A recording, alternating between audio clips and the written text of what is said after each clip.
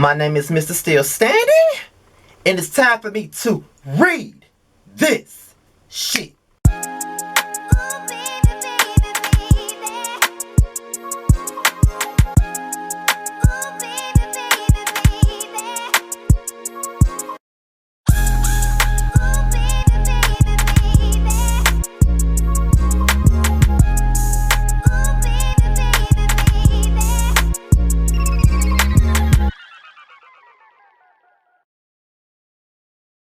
Alright, you guys, it's me, your boy Scotty, and we're here for my review of the long-awaited, highly anticipated Chasing Dallas Season 2 Reunion Part 1. Let's get into the mess. First of all, let's just start off with knowing that everybody in the room had a lot of tension. It's pretty clear that nobody on this cast like each other, okay? Most of this cast hate each other. Everybody got separate issues with somebody in the room. It's a big mess. Everybody sees that, okay? So we can just get that right on out of the way, okay? Now, let's get into what everybody had on. Like, I'm not nobody's fashionista. I can just only go by what I see and what I liked. You know what I mean? And to be honest, I like what Markel had on. Markel is always consistent to me. I think he's always dressed nice. Even when he's dressed down, I think he's dressed nice. So I like what Markel had on the most. I don't know if it's the camera lighting or what, but it did not do any justice for Carrie D's hair. I don't know what thrown it off for me, but I mean, he didn't look bad, but the hair part kind of threw me, and I don't know if it was the lighting of the camera or not. And then you got Ricci looking like he a part of the Power Rangers. I mean, but you know, he always gonna do a little bit of this and that, you know, over the top type of shit. But I will say that goatee that he's rocking really looks good on him. I like the goatee on Ricci versus the Lion King wigs that he was giving us for most of the season, okay? I can give you that much. So then they start off with the question, was George being shady towards Kane when they was at the tattoo party? And I'm going to tell you right now, y'all already know what my answer is. The nigga was being shady, okay? And this is my thing with George. I know a lot of y'all like George. I know a lot of y'all see it for George, but I don't see it for George. I've been very consistent with that. I think that George is the type of nigga that like to throw shade and hide his hand and try to make it seem like he didn't mean nothing by it. He knew exactly what the fuck he was doing when he was asking the nigga what he did. Like I said, I've been following Kane for the last 2 years on Instagram, and it's hard not to see what he does. He promotes his shit like it ain't shit. He puts the shit in his stories like it ain't shit. He posts it on his profile on Instagram like it ain't shit. He put it on his Facebook like it ain't shit. George obviously followed the nigga at the time, so he know what the boy do. Stop acting like you don't know what he do. You know it. You know what he do. You knew he was a stylist. You knew he had a clothing line. You already knew that. And if you were a part of you wasn't a part of the cast, but you made an appearance on the show last season by, you know, standing to the background or whatever, you should have known what he was doing then. I mean, you was aware of the show, you know what I'm saying? So I don't know. I think that George is full of shit, and I'm going to keep on saying it, and that's just my opinion on it. It ain't got nothing to do with me being, you know, basically Team Kane on certain situations. That ain't got shit to do with it. I'm always consistent and very unbiased with shit. And in this instance, George was trying to be shady, and he might as well just own it. Just say, I was being shady, I was looking for a Phaedra Parks moment, and I just wasn't ready for Kane to read the shit out of me. That's it. Just say that, Georgina. Like, fuck all that. You were being shady, and just own it. Just say that. I would respect you more if you just own it. So then the question was, does Dior know Kane? And it was pretty clear that Dior did know Kane. He didn't know him like that, but he knew him. And apparently Dior did Kane's braids or some shit like that. Y'all, I love Dior. Like, Dior is so fine to me. He's like a redhead gay Tupac to me. And everybody that knows me knows that I love Tupac. I just love Dior. Let me get my thirst moment out of the way. Question, was George here to shake things up? I feel like he was. I think that's why he was being so shady at the beginning, because he wanted to shake the shit up, and there's nothing wrong with that. This is a show. You're supposed to shake things up, just like this is a review. We're supposed to be entertaining. We're not supposed to be monotone. You know, I'm not saying that you got to amp it all the way up just to make somebody laugh or to entertain somebody. But when you're watching something, you're watching to be entertained, and we were watching this show to be entertained, so that's why you were doing what the fuck you were doing. Just say that. Like, I just feel like George don't own his shit. That's just how I feel. I feel like he wants to throw shade, but he want to hide behind the shade that he throws. And a lot of the times, I be seeing right through this shit and other people don't see it. And I be so fucking frustrated because I be the only one that sees it, but don't nobody else see it. But George, he full of shit, y'all. He really is. So Carrie, who kissed better, Rock or Kane? At first, I thought he was gonna say Rock. Did you not see the way that damn thunderstorm tongue was going in his mouth? I really thought he was gonna say Rock. But Kane looked like he know how to kiss real good. So, of course, he said Kane. You know what I mean? So, I get it. So now it's time to address the shade between Kane and Markel. Now, Kane felt like Markel was shading the shit out of him when he was sitting down at the table with Carrie D earlier in the season. And he said that he kissed Kane. And he was like, well, did you get your medical papers? Did you get your health checked and all that stuff? Now, Kane had every right to feel some type of way about that comment. Because what the fuck were you trying to say? Are you trying to imply that he got something? Because I don't like people status shaming. At the end of the day, don't status shame anybody. Like, regardless of what somebody may have or whatever happens, shit happens. But you don't supposed to go in on that. That doesn't make them any less of a person because they may have that. It ain't got nothing to do with it. So, what were you trying to imply? That was just a fucked up. Like, Markel is shady. He knows he is. But sometimes he can go overboard with the shade. And sometimes Markel's shade can go a tad bit where? Below the belt. That's where it can go sometime. And I just need for Markel to... But Markel knows that. Which is why he's one of my favorite people on the show. And I'm going to tell you why he's one of my favorite people on the show. Because he don't take this shit seriously. He doesn't. Like these reviews and shit like this. He take it all in stride. And he still fuck with the boy. You know what I mean? So he don't give a fuck. He don't give a fuck. He don't give a fuck. That's why I like Markel, because he don't give a fuck. George claims that he feels like most of the drama and everything that's been going on with this group has a lot to do with the green screen shade and everything like that. And you know what? I can agree with Creflo Dollar on that. I do think that Kirk Franklin has a point with that. So I can agree with him at least once this season. I can agree. Now, where does Ricci and Markel stand at this point? They don't stand nowhere. And from the looks of it, it looked like it was basically like a situation of miscommunication. That's just the way I see it.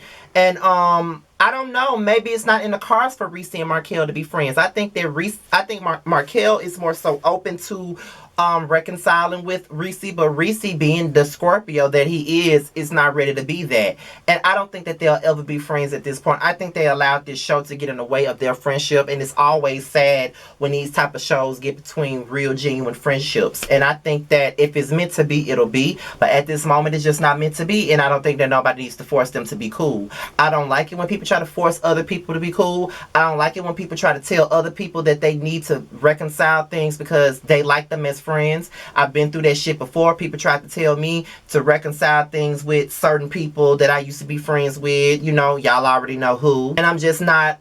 I don't want to do it. It's no need for me to do it. Like, if a person is really my friend, then they're really my friend. If they're meant to be my friend, they are meant to be my friend. Some people are meant to be your friend for a moment in time, and that's it. Some people are here to show you what a real friend is not supposed to do, and that's it. Sometimes friends are here to be here with you for a lifetime. And that's just the way I see friendships these days. A lot of the times we try to hold on to these friendships, and these friendships really don't serve us no fucking purpose. I want a friendship that is going to help me grow. It's going to help me elevate and encourage me to be better than what I am. And I have those friendships with my best friends, Dontavius, my best friend Sammy, my best friend Carlos, Davares, my best friend Uni. All those men, they all push me to be better than what I am. They all push me to go after my dreams. If it wasn't for them, I would not even be sitting here doing YouTube videos at this point in time. They all do that for me. Like Jamar, he was the reason why I was able to go through what I went through this year. Like when I was homeless and when I didn't have anywhere to go and I was ready to give up on my life completely, Jamar was there to give me that encouragement. Like all these people that I name, and there are some that I did not name, but I want friendships like that. I don't need friendships that's not going to help me motivate. That's not going to help me, that's not going to help me elevate. That's not going to help me motivate myself into doing better. You know what I mean? Some people are just only here for a season and for a new beginning. and to coach you into a new beginning, for you to show you that certain people are not meant to be in your life. A lot of these people that we call friends, they're here to show you what you don't need, and the person that's no longer in your life is what you didn't need to be there in the first place. Okay, so these next two issues are very heavy, so I don't want to stay on it for too long, because y'all know I'm only here for the entertainment. I'm here for the bright lights and everything like that. So we're going to start off with Dior and his daddy issues. I totally understand where he's coming from. Me and my father did not have a relationship for most of my life. We did not start really bonding until I was like 24 and after I came out of the closet. One thing that I will say about my father is that we do have a better relationship these days. I'm not saying that I call my dad and I talk to him every single day like I'm supposed to. But at the same point in time, I love the way our relationship is now. Me and my dad are very much in a better place. He was one of the people in my life that did not treat me a certain type of way just because I was gay. When he found out I was gay, he continued to love me and he continued to support me. And that alone made me respect my dad even more than what I already did at that point. So shout outs to Dior. From someone that went through the same thing you did, my heart goes out to you, and I totally understand where you're coming from with that. My youngest brother, my ex-stepfather is his dad, and my youngest brother does not have a relationship with his dad at all. My stepdad left when my brother was about 16. He wasn't there for neither one of his proms. He wasn't there for his high school graduation. He wasn't there to see him off to college. He wasn't there for none of that. And as his oldest brother, I do try to push my brother to find a way to forgive his father for the things that he may have done, because his father wasn't the best person in the world, because I too had my issues with him. But being that I'm now 31 years old, I'm able to be cordial with his dad at this point. Like, his father was a big part of my life, even though he was the cause of a lot of the darkness that was in my life. I'm able to forgive and move on. My brother's only 19. He'll be 20 in about a week and a half. So he's still too young to grasp that. He's not mature enough to be forgiving right now. So I always try to instill that in him, that it's not good to walk around holding grudges, and I'm still trying to learn not to hold them myself. But I want my brother to be better than me. Don't do the same thing I do. Be better than me. As far as the Malaysia Booker situation, it was hard seeing Ariel cry about that, and it was also hard to see Dior cry about it as well. A lot of trans women are dying right now, and I love the fact that we had the conversation like Ricci had the whole debacle with the double standards with gay men and trans women. You know, y'all can look down on a trans woman for having sex work, but you know, a muscle bound nigga, chocolate nigga at that, can do the same thing and they get praised for it. So you got to choose which one you want to be mad at. You know what I mean? If you're going to be mad at one person for doing sex work, you need to be mad at another person. Don't be mad at somebody else because they're different than you. Bitch, bye. So Trey Howard has finally arrived, and I'm sorry, no shade, but Trey Howard gave me a bit of Pamela Long from the group Total. Y'all know the lead singer from Total. Trey Howard gave me a little bit of Pam with a little bit of Rapunzel with that damn tail that he had on his head. But you know, one thing about Trey Howard, she gonna speak her mind whether we want her to or not. So let's get into the tea with it. I loved hearing his story about Dior being his gay father. You know what I mean? Because I don't think that Trey Howard had his father either. So the fact that Dior didn't have a father in his life, but he's able to be a dad to somebody else, is a great thing. And it makes me love and respect Dior even more. It makes me want to... Let's just move on. Did Kane invite Dior to the party or not? Dior said no. Kane said yeah. Kane said this is a cast, this is a production, everybody was going to be invited. Dior said when at the tattoo party, I wasn't invited. Dior has a point, but Kane also has a point, but I get both sides. You know what I mean? Dior probably feels like it wasn't a personal invitation, so therefore I wasn't invited. Production was the reason why I was even there. Kane feels like, well, I mean, if we're all on the same show, everybody knows about this and everybody knows about that, so therefore you knew about the party. You know what I'm saying? So it is what it is. So I get it. I do get it. I get it. So it comes up that Ricci had, it comes up that Ricci had the likes for Dior, and Ricci said, just because I give you a motherfucking compliment does not mean that I want you. Well, I'm gonna tell you like this. Dior, I'm giving you a compliment because I want you. But I know you got a man, so You know, it is what it is. And then George gonna sit up here and say that Child Reese want everybody. Nigga, you be in everybody DMs. So how the fuck you gonna say this motherfucker want everybody when you be in everybody DMs? Like, George, shut the fuck up. See, this is the shit I be talking about now. You always want to throw your little shade and shit and want to be a fucking hypocrite. And you don't know how to own your shade now. You've been accused of wanting everybody all season, so this whole Reese want everybody shit, you need to keep that to your motherfucking self, bitch. Like, did Dior know that Womack was gonna be there? Reese said Dior knew that Womack was gonna be there. You know what I mean? Dior said he ain't know a motherfucking thing. Was Ariel messy for telling Trey Howard what Womack said? No, because she already told Womack that she was gonna tell Howard. So therefore, if the motherfucker already knew that she was gonna tell it, then you know what you talking about? She wasn't being messy. She got the permission. Go ahead and tell them. But then we go back into another thing with Trey Howard and Kane going back and forth yet again. I believe, and this is when they were talking about the fight, and Dior was like, well, Trey, Womack, were we coming at you? Were we throwing you shade when we came into the party? And when Womack was finna answer his question, Kane was bringing up the whole Facebook post, and that's when, you know, Pam told Kane to shut the fuck up, and they was going back and forth and back and forth. I don't give a fuck what none of y'all say. Kane was going in. I'm sorry, but he was. He was going in. Then Reese and Dior start going in on each other, and like, I feel like this. Dior been giving up this calm, cool, collected energy all season, but when he came to this reunion, he did not come to play with none of y'all and none of us, okay? He was saying how Reese was broke and every goddamn thing else, and I'm like, hold up, wait a minute, who broke?